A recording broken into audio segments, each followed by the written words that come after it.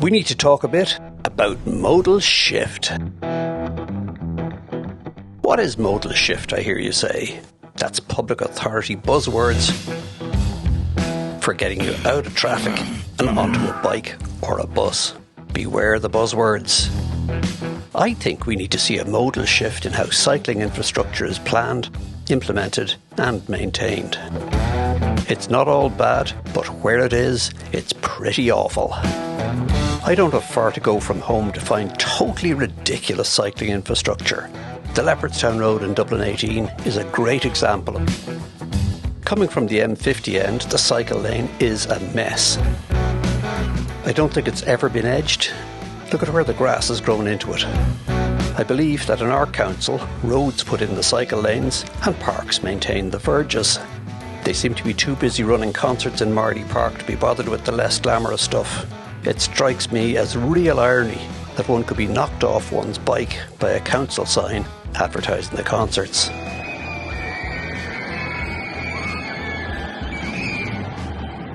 The lower Leopardstown Road would be great if it were on Coney Island. The roller coaster ride past every gate entrance is a real challenge. The surface is a farce. Heading towards the N11, the cycle lane has dangerous utility covers all over the place. This one took down a friend of mine, cycling just above walking pace. He ended up with a broken leg and a dislocated shoulder. This shared space is no excuse for crappy design. More roller coasters from here to the N11. Heading back up just past Torquay Road, the traffic light pole is placed in the centre of the cycle lane. You couldn't make this stuff up. It's not just a local problem. Look at the overgrowth of the new and unloved cycle track that runs about a quarter of the way from Bray to Greystones. It's strewn with broken glass and gravel. Not to be outdone, the north side coastal route from Clontarf to Howth is a joke too, with half the space taken up with bushes and weeds. Modal shift, come on. On the usability front, I'm going to cycle from Sandyford Business District to Stepaside. Blackthorn Road in Sandyford has patches of bike lanes, but only patches.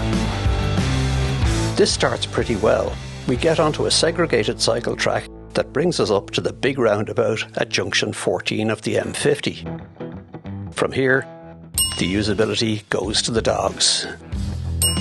7 sets of lights to get back onto the road that we start on.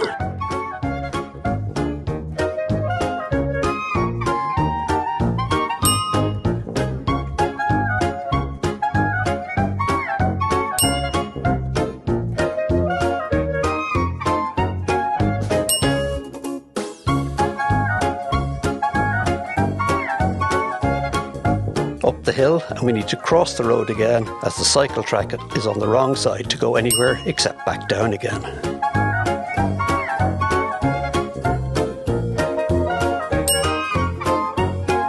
The practical alternative?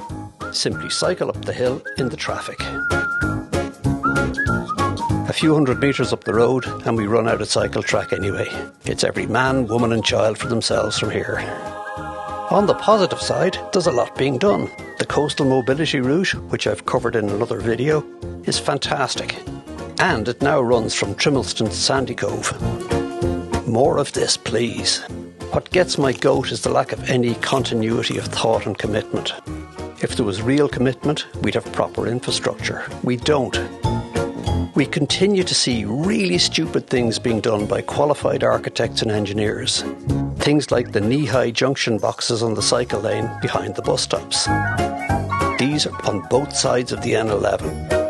The painted metal ramps on Avoca Avenue in Blackrock, a nightmare in the wet. The red stuff they put on cycle lane that breaks up in winter, turns to sand and makes the cycle lanes really dangerous. Though the most unbelievable engineering stupidity is the use of these plastic bollards. To understand why, you need to understand about handlebar caps. Bar caps serve 2 functions. First, they hold the bar tape in place. But more importantly, they're designed to stop the bars puncturing a cyclist in the event of a crash.